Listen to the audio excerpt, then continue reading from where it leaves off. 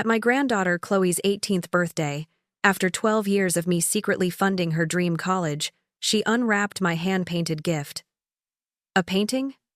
That's it? Must have been cheaper than a real gift. She laughed. My heart shattered. I just stood there, invisible. But some wounds don't heal quietly. Some wounds plant seeds. This is my story. Like, share, and let us know where you are listening from. Eleanor lived a quiet life in a small Vermont town. A widow, an artist by heart, though her hands often found themselves mending old sweaters or tending a small garden more than holding a brush. For 12 long years, a secret had fueled her every decision, every skipped luxury, every penny saved. Chloe. Her granddaughter. Her bright, beautiful Chloe. Eleanor had taken on the silent mission of funding Chloe's dream of attending Cal Arts, an elite art school she had talked about as a little girl.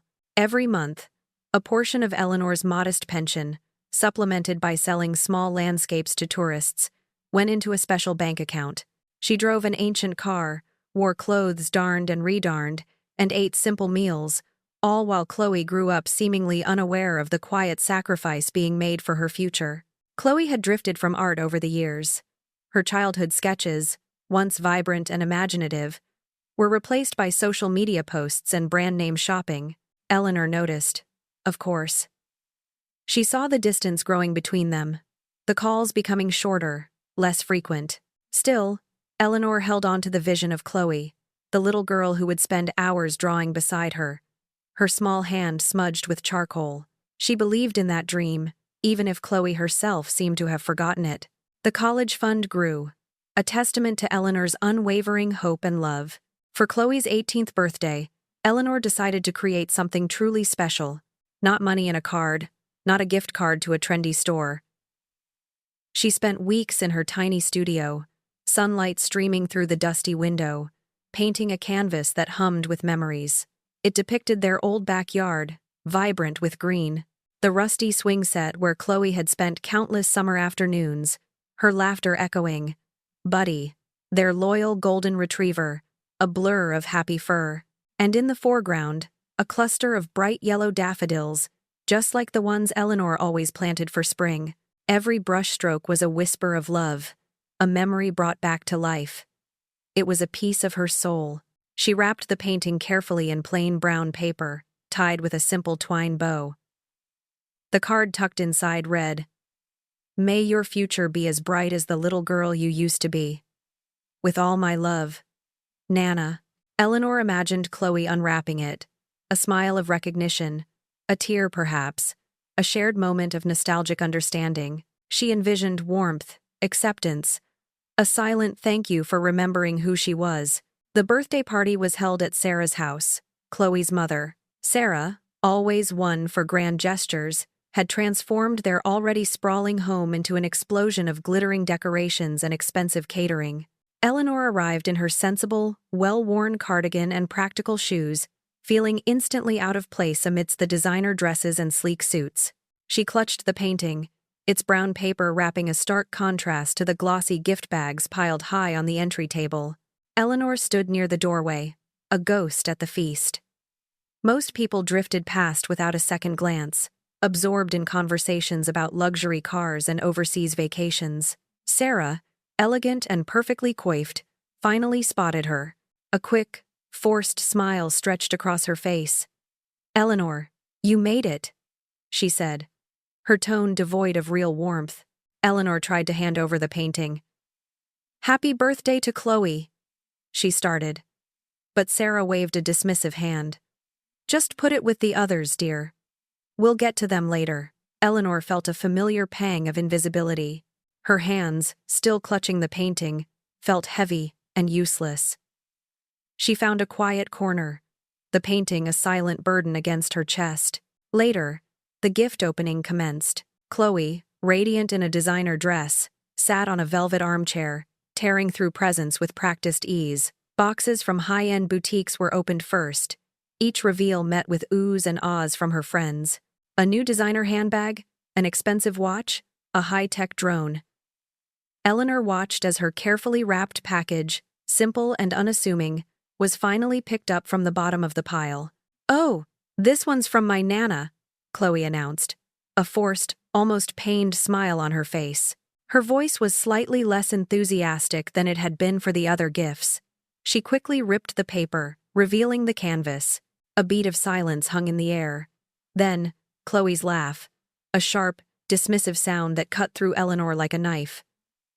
"Are you serious? A painting? That's it? It must have been cheaper than buying a real gift." A ripple of snickers ran through Chloe's friends. Sarah stood nearby, observing, her face a blank mask. She said nothing.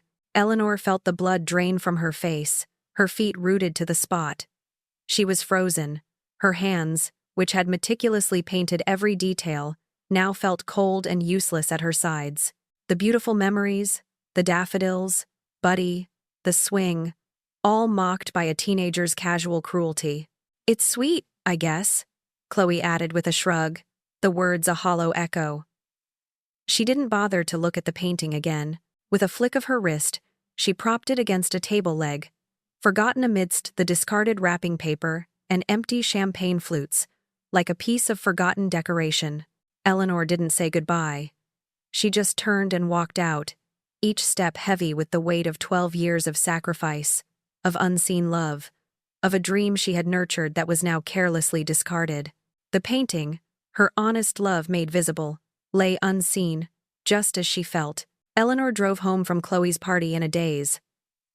The Vermont twilight offered no comfort, just a deepening gray that matched the ache in her chest. She unlocked her front door and stepped into the familiar quiet of her small house, not bothering to turn on any lights. The darkness was a balm, a soft blanket that seemed to absorb the sharp edges of humiliation. She sank onto her worn armchair, the silence wrapping around her like a shroud. The scene replayed in her mind. Chloe's dismissive laugh, the snickers of her friends, the painting propped against the table leg like forgotten trash. 12 years of quiet sacrifice, reduced to a cheap joke. It wasn't just the painting they had mocked. It was her love, her effort, her very presence. After a long while, a strange calm settled over her. A quiet resolve began to harden the soft edges of her pain. She rose and walked to the old wooden desk in her living room. With a steady hand, she pulled open the middle drawer, the wood groaning softly in protest. Inside, nestled beneath old tax documents and faded photographs, was a thick, manila folder. The label, written in her own neat hand, read, "College Fund Chloe." It was a testament to 12 years of meticulously saved pennies, of countless desires denied, of a future she had built for someone else. Eleanor sat down at the desk, the soft glow of her ancient desktop monitor illuminating her face. She navigated to the online banking portal, her fingers moving with a practiced familiarity. The web page for Chloe's college fund loaded, and the impressive balance flashed on the screen. It was a substantial sum, more than enough to cover a significant portion of Cal Arts tuition. As she stared at the numbers, she didn't just see dollars. She saw every extra shift she'd taken, every worn-out pair of shoes, every lonely evening spent planning for a future that wasn't hers. She saw the new furnace she'd postponed, the trip to the coast she'd always dreamed of but never taken.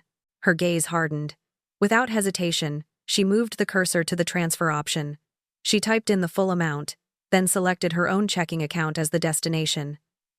A single click. Transfer complete.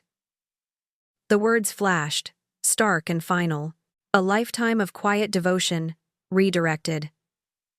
Eleanor felt no flicker of guilt, no surge of regret. Instead, there was an unfamiliar sense of peace, an absence of the chaotic swirl of emotion that had plagued her for years. It was a quiet, definitive choice, one she had never truly allowed herself to consider before. For the first time in a very long time, Eleanor had chosen herself. The next afternoon, as Eleanor was watering her small herb garden, her phone buzzed. It was a text message. From Chloe. "Hi, Nana. Can I stop by today? Miss you." Eleanor paused, a small furrow forming between her brows. Nana. Chloe hadn't called her that in months, perhaps even a year. It was always Grandma, or, more often, nothing at all in her quick, distracted calls. The unusual endearment, coupled with the sudden desire to miss her, sent a tiny jolt of suspicion through Eleanor. But also, a treacherous spark of hope. Despite her reservations, Eleanor agreed. Within the hour, Chloe's shiny new car pulled into the driveway. She emerged, a vision of youthful charm, carrying a box of expensive pastries. She gave Eleanor a hug that felt a little too tight, a little too bright, and entirely too practiced. "Nana, I am so sorry about the party," Chloe started, her eyes wide and earnest. Her voice sounded shaky, almost on the verge of tears. "I shouldn't have said what I did about the painting. It was really sweet of you. And it's actually beautiful, truly." Eleanor watched her, her face carefully neutral. Chloe's apology felt like a script, delivered with just the right amount of remorse. But the mention of the painting, her honest labor of love, still stung. Chloe continued, her voice softening, her eyes darting towards Eleanor's. "I've been thinking a lot about my future, Nana. Cal Arts. It's still my dream." Her voice cracked slightly, and a single tear traced a path down her cheek. "I'm not here for the money, Nana. I swear. I miss us. I miss our time together." Eleanor felt a dangerous softening in her resolve, a flicker of that old, persistent hope. Could Chloe be maturing? Was this genuine remorse? A true recognition of her past behavior? The tears, the soft words, the vulnerable confession about missing their connection, they were powerful. The little girl who loved to draw and spend time with her Nana, the one Eleanor had been holding onto for so long, seemed to peek through Chloe's polished facade. The longing to believe her, to have that bond back, was almost overwhelming, despite the lingering echo of Chloe's laughter at the party. Eleanor reached out and gently patted Chloe's hand.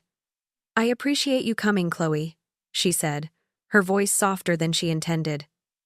"I'll think about things. But I'm glad you're here." Chloe smiled, a flash of genuine relief that momentarily wiped away the practiced remorse.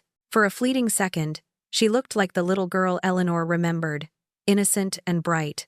That night, after Chloe had left, Eleanor sat at her desk again. The college fund Chloe folder lay open before her.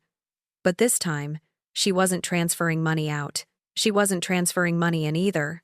She simply stared at the empty space where the bank statements used to be. She was wrestling with herself, with the desire to believe Chloe's tearful words, to choose hope, over the harsh, undeniable echoes of the party. The weight of her past sacrifices, now reclaimed, felt both liberating and terrifyingly lonely. The following Tuesday dawned quiet and unassuming, a typical Vermont day. Eleanor was in her garden, humming a soft tune, when Chloe's car pulled up again. This time, Chloe seemed a little more frazzled. "Nana, can you help me with something?" she asked, rushing in with her sleek silver laptop. "I need to print out this scholarship form, but my printer's acting up." Eleanor, ever helpful, led her to her small study where her old but reliable printer sat. Chloe quickly opened the document, printed it, and then, in a flurry of apologies about being late for an appointment, practically bolted out the door, leaving her laptop open on Eleanor's desk. Eleanor was about to close the lid when a chat window on the screen caught her eye. It was open, active, and right there in front of her. The names at the top read Chloe and Maya. A familiar prickle of discomfort started in Eleanor's stomach. She knew she shouldn't look, but something compelled her. Her gaze fell to the most recent messages, and the words hit her like a physical blow. "Don't worry, she's falling for it," Chloe's message read. "I've been sweet, cried a bit, told her I missed our bond." Classic emotional bait. She always melts with that family crap. Eleanor's breath hitched. She felt a cold dread spread through her veins. Before she could fully process the first message, another one blinked into existence, fresh and cutting. "Just need a couple more visits." She's already thinking about putting the fun back. "I know it. Told you." She's predictable. "I'll be in Cal Arts by fall." Manifesting? Eleanor stood frozen, rooted to the spot. The world seemed to tilt. The carefully constructed hope she had allowed herself to nurture after Chloe's tearful visit, the dangerous softening she had felt, shattered into a million sharp pieces. It wasn't just a lapse in judgment at the party. It wasn't just teenage thoughtlessness. This was intentional. This was a plan. Chloe's sudden affection, the Nana, the missing us, the vulnerable confession. It was all a script. A carefully orchestrated performance designed to manipulate her. She sank onto the small sofa in her study, her legs suddenly weak. The words on the screen, though silent, blared in her mind like neon signs. She felt a profound coldness, as if someone had abruptly turned off the sun. The air in the room, once warm and familiar, now felt thin and sharp, difficult to breathe. This wasn't just disappointment. It was a deep, searing wound of betrayal. The grief that washed over her wasn't for the money, or even just for the discarded painting. It was for a person who, she now realized with horrifying clarity, never really existed. The sweet child with paint on her cheeks, the imaginative girl who dreamed of art school, the granddaughter she had poured her heart into. That vision was a mirage. Chloe, the real Chloe, was calculating and cold. The illusion of a loving bond, carefully fostered for years, had been brutally torn away. With trembling hands, Eleanor slowly reached for the laptop. She closed the lid, the soft click echoing in the silent room. It felt like shutting a casket, closing the door on a past that was not what she had believed it to be. This wasn't a misunderstanding. This was intentional betrayal, a deliberate act of cruelty, veiled beneath a performance of affection. That evening, as dusk settled over the Vermont hills, Eleanor walked to her small painting corner in the living room. She stood before the easel, where the canvas she had painted for Chloe still rested. Slowly, deliberately, she pulled the thin cloth off the painting. The vibrant colors of the backyard, the swing, Buddy, the daffodils, they greeted her. No longer a source of searing pain, but something else. She looked at the brushstrokes, each one a testament to her love, her hope, her honest self. The painting was our story, she thought. A story I poured my heart into. Chloe had not just mocked the painting, she had mocked Eleanor's love, her very essence. In rejecting the art, Chloe had rejected Eleanor herself. But looking at it now, after the harsh truth of the chat messages, Eleanor saw it differently. The painting wasn't worthless. It was beautiful, filled with genuine emotion. It was proof of her capacity to love, deeply and truly. A quiet strength began to bloom in her chest. Eleanor reached out a hand, her fingers tracing the painted outline of a daffodil. She whispered to the canvas, her voice barely audible in the deepening twilight. "You're not the one who's worthless, and neither am I." It was a quiet declaration, a defiant whisper of self-worth rising from the ashes of betrayal. Eleanor spent the night wide awake. The betrayal was a bitter taste in her mouth, but beneath it, a quiet, focused rage began to sharpen her resolve. As the hours ticked by, illuminated only by the faint glow of the street lamp outside her window, she saw her life with startling clarity.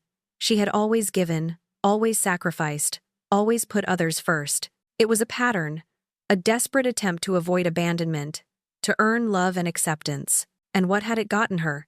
Manipulation, humiliation, and the crushing realization that her boundless generosity had only made her a target. She had given until there was nothing left. And her granddaughter, the person she had loved most fiercely, had twisted that into a tool for her own gain.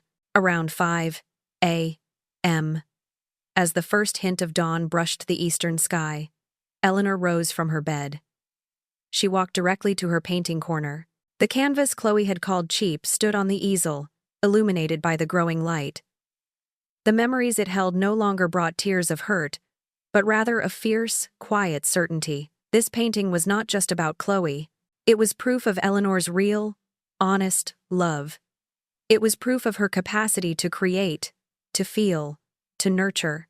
"You're not going into a closet," Eleanor vowed, her voice raspy from the night.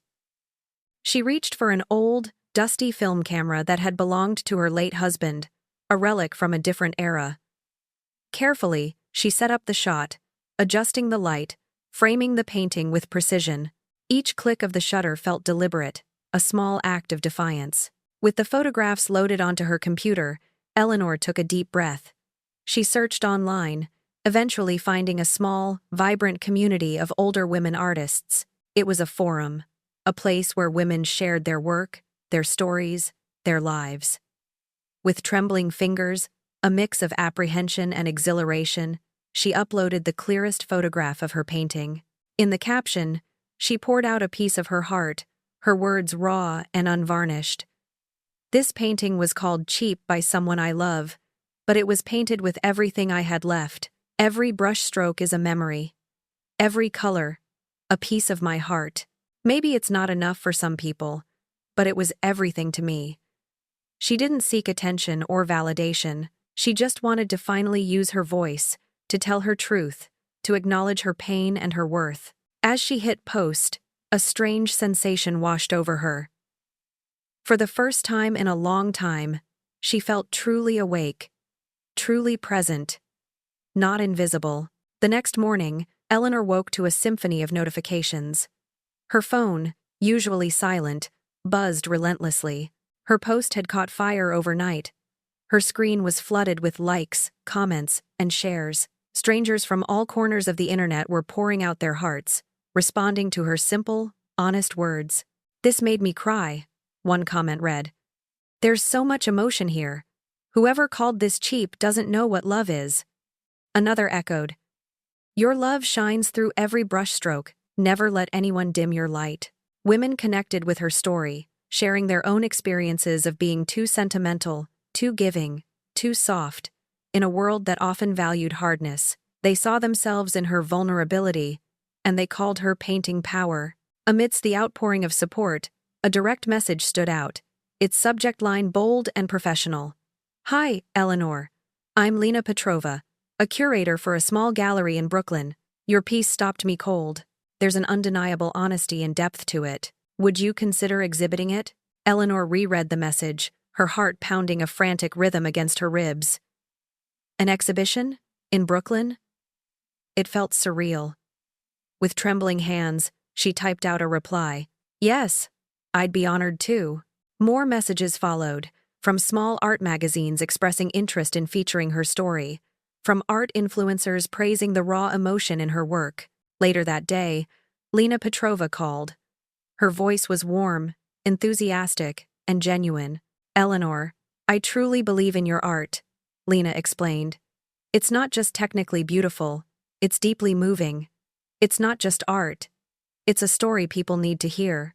Your story resonates because so many women have felt unseen, unheard, and undervalued." Eleanor listened, her mind reeling. The quiet artist from Vermont, whose work had been dismissed as cheap, was now being invited to exhibit in a gallery. A wave of clarity washed over her. She knew exactly what she would call her piece. It was not just a painting of a backyard swing and daffodils. It was a testament to love, loss, and the quiet resilience of the human spirit. "I'll call it," Eleanor told Lena, a new strength in her voice, "The Rejected Gift." 2 weeks later, Eleanor stood in a sunlit art gallery in Brooklyn, a world away from her quiet Vermont home. Her painting, The Rejected Gift, hung prominently on a pristine white wall, bathed in soft, deliberate lighting. It was beautifully framed, and Eleanor felt a strange mix of wonder and disbelief as she gazed at it. The familiar backyard swing, the daffodils. Buddy. They looked different here, transformed. They were no longer a source of pain, but a testament to something resilient and beautiful. Lena Petrova, the gallery curator, approached Eleanor, her smile radiating genuine warmth. "It's incredible, Eleanor," Lena whispered, her voice filled with quiet excitement. "We had over 300 people at the opening. It's the most attention we've gotten all season. Your story?" Later, in Lena's small, bustling office, Eleanor's eyes fell on an open email on Lena's computer screen. The subject line read, "Offer for The Rejected Gift." A private Manhattan collector, highly reputable, was offering $20,000 cash for the piece. Eleanor gasped, her hand flying to her mouth. $20,000. For her painting, Lena noticed Eleanor's reaction and smiled gently. You don't have to sell it, Eleanor. It's completely your decision. But if you do, think of what this could do for you. A new studio, travel, better materials, whatever you want. You've got something rare, Eleanor. A voice and a heart that resonate. Eleanor looked from the email to Lena, then back to the painting visible through the office doorway. Her pain, her humiliation, her raw honesty. It had been transformed into something undeniably valuable, something recognized and appreciated by strangers. A profound shift occurred within her. Her worth was not tied to Chloe's approval, nor to her sacrifices. It was inherent. She nodded, a silent, firm resolution settling in her. Tell him yes, she said, her voice clear. With a hand that was barely steady, she signed her very first artist's contract, the pen feeling heavy and powerful in her grip. Back home in Vermont, Eleanor found herself back in her familiar routines. But something had fundamentally changed within her. A few days after she returned, her phone rang. It was Sarah, Chloe's mother. So, I hear your painting's getting some attention, Sarah said, her tone oddly flat, without a hint of apology for her past dismissiveness or congratulations for Eleanor's success. Eleanor simply offered vague acknowledgments, giving no details. The conversation ended quickly, leaving Eleanor with a sense of quiet satisfaction. Not long after, Chloe appeared at Eleanor's door, unannounced. Her face was pale, her usual confident demeanor replaced by a tired expression and tear-glossed eyes. Eleanor hesitated for a moment, then stepped aside and let her in. Chloe walked into the living room, her gaze immediately drawn to the empty space where the rejected gift had once stood on the easel. I saw the painting, Chloe began, her voice small. Online, people are talking about you, about it. She turned to Eleanor, her eyes pleading. Nana, I messed up. I was stupid and selfish. I took you for granted. But I want to fix things. Eleanor listened, her arms folded across her chest, leaning back against the wall. She felt a familiar weight in her stomach, a mixture of wariness and a faint, residual hope that Chloe might finally be seeing the error of her ways. What do you mean, fix things? Eleanor asked, her voice calm, devoid of any anger she might have felt. Chloe swallowed hard, her gaze flickering to Eleanor's. I still want to go to Cal Arts, she confessed, the words tumbling out. And maybe if things are different now, maybe you could. Her voice trailed off. But the implication hung heavy in the air. The truth bled through her carefully constructed apology. Despite her claims of remorse, Chloe was still chasing the money, still fixated on her own gain. Not genuine reconciliation. The missing us and fixing things was just another, more desperate script. Eleanor stood up straight, her posture radiating a new, quiet authority. You called my love cheap, she stated, her voice calm, clear, and unwavering. You pretended to care because you thought I'd fund your dream again. You treated me like a transaction. Chloe started to protest, her mouth opening to speak, but Eleanor held up a firm hand to silence her. You lost something that day, Chloe, Eleanor continued, her eyes fixed on her granddaughters. Not just money. You lost the one person who believed in you no matter what, who saw past your flaws and loved you unconditionally. Eleanor walked to the front door and opened it wide, a silent invitation for Chloe to leave. You want something from me again? Eleanor said, her voice firm, leaving no room for argument. Earn it. Chloe stood there for a moment, her face a mixture of shock and wounded pride. She didn't offer a hug, didn't say another word. She simply turned and walked out, leaving Eleanor standing in the doorway, a new sense of power settling over her. A week after Chloe's tearful, yet manipulative, departure, Eleanor was enjoying a quiet afternoon cup of tea when her front door burst open. It was Sarah, Chloe's mother. Her face red with fury. What have you done? Sarah demanded, her voice sharp and accusatory. Chloe's been crying for 2 days straight. She says you humiliated her, that you made her feel like trash, that you're throwing her away over a painting. Eleanor remained calm, her teacup still poised. "Sit down, Sarah," she said, her voice steady. Sarah ignored her, pacing the small living room. "You're sacrificing her future, punishing her for being young and stupid, for making one bad joke. She's just a child." Eleanor slowly set her teacup down. She walked to her desk and picked up the thick manila folder labeled College Fund Chloe. She held it up, its weight feeling significant in her hands.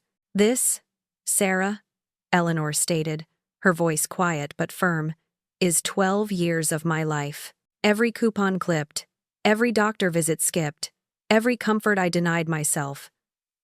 I built this for her future." And she spat on it. Sarah opened her mouth to argue, but Eleanor cut her off. She wasn't just young and stupid, Sarah. She was cruel. And then, when she realized what she'd lost, she came back and played nice, not to apologize, but to get it back. She didn't offer a genuine apology. She performed, Sarah scoffed, throwing her hands up. "So what now? You're just going to let her dreams fall apart? You're her grandmother." Eleanor met Sarah's gaze directly. "She's 18, Sarah. She's not 5. If her dreams are real, if Cal Arts truly matters to her, she'll find a way to fight for them. She'll work for it. She won't manipulate a woman who loves her."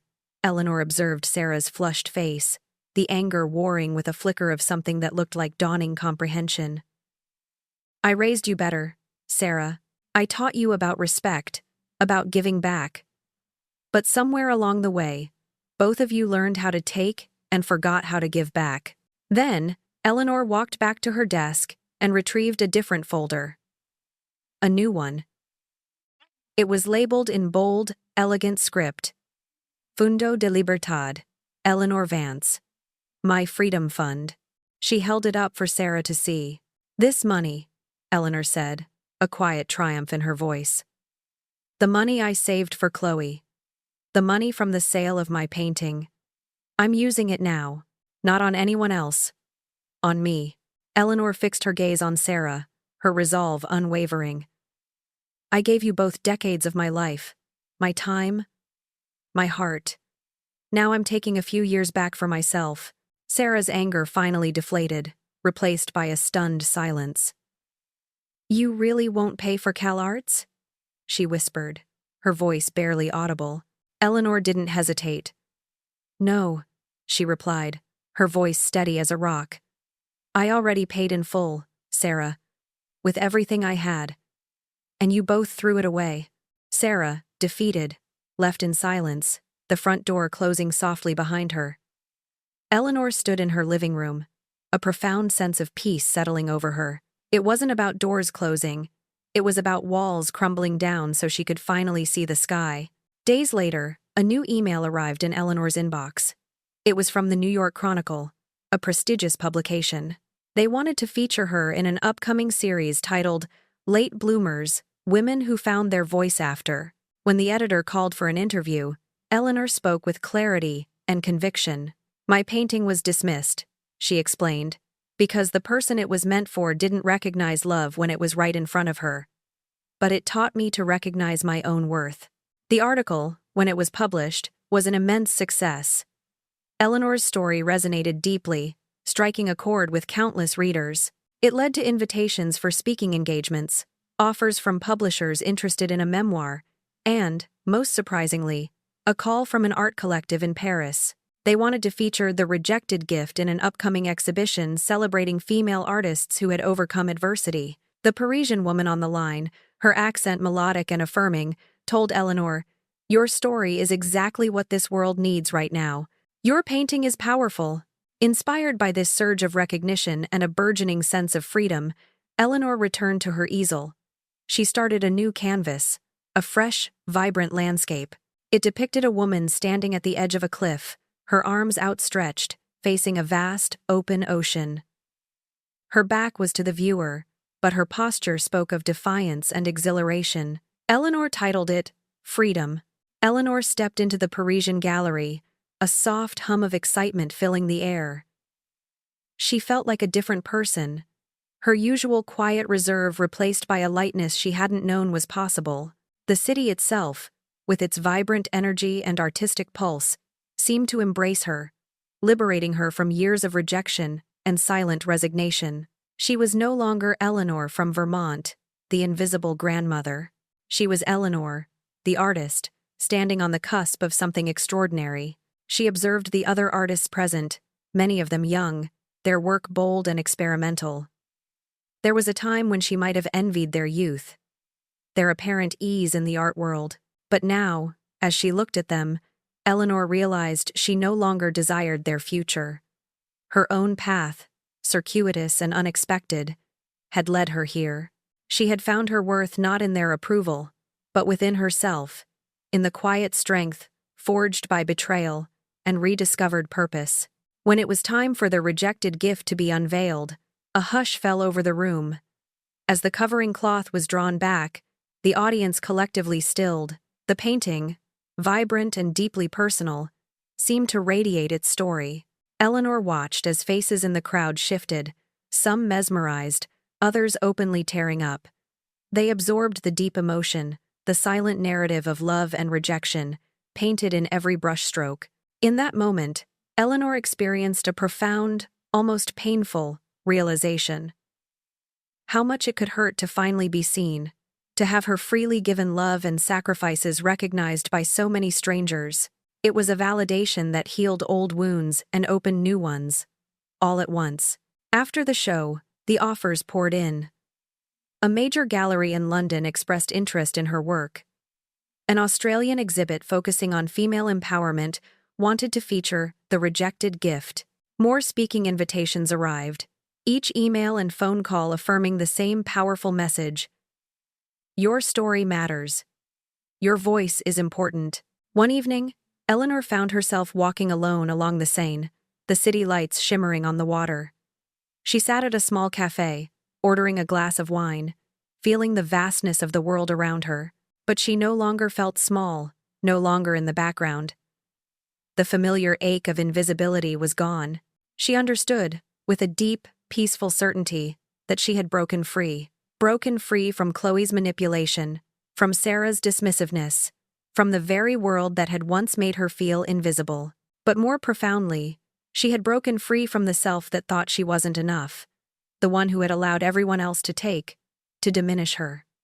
Eleanor realized she wasn't just surviving anymore. She was living, truly living. Back in Vermont, her house felt different. Lighter, brighter, the air itself seemed to hum with a new energy.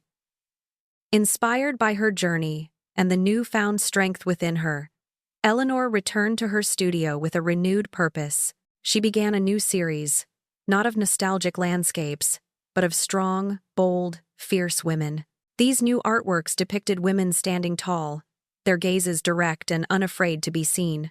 They were vibrant, unyielding, embodying the profound growth she had experienced, the emotional healing that had reshaped her very core. Each stroke of her brush was a testament to resilience, a declaration of self-worth.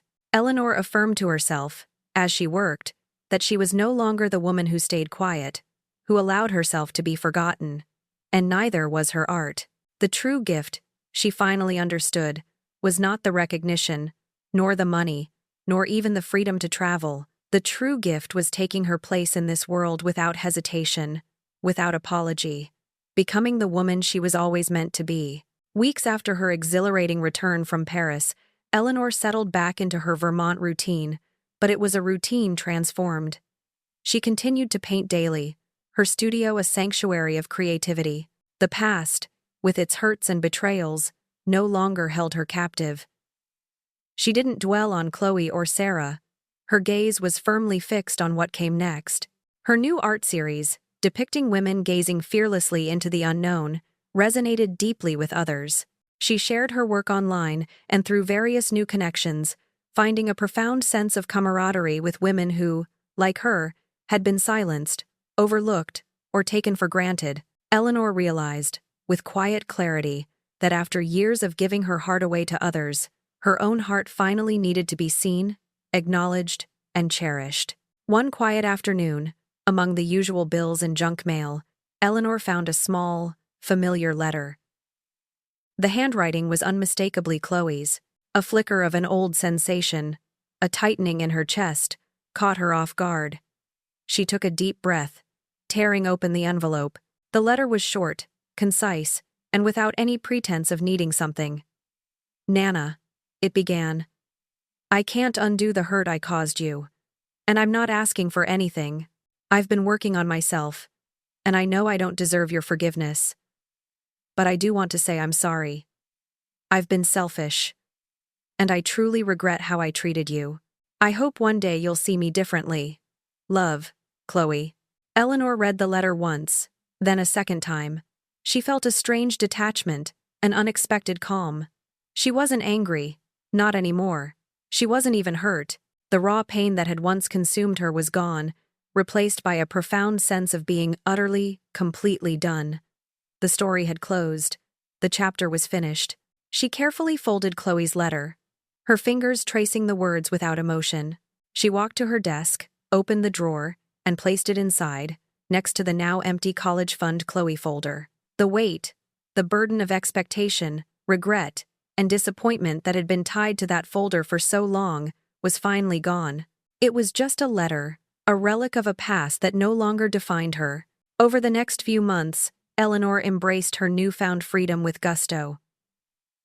She traveled extensively, something she had dreamed of for decades but always postponed for others. She journeyed through Italy, soaking in the ancient art and vibrant culture. She spent weeks in the sun-drenched countryside of France, painting en plein air with an unprecedented sense of liberation. Each new landscape, each new face she encountered, became a part of her evolving artistic vision. It was in a bustling art market in Spain that she met Arthur Reynolds. He was an older artist, his face etched with wisdom and kindness, his hands gnarled but steady. He possessed a gentle soul and a shared appreciation for life's small, profound moments. They struck up a conversation about a vibrant street scene he was painting, and the hours flew by as they discussed art, shared stories of loss, and laughed about the unexpected joys of life. Their connection was real, authentic, and refreshing.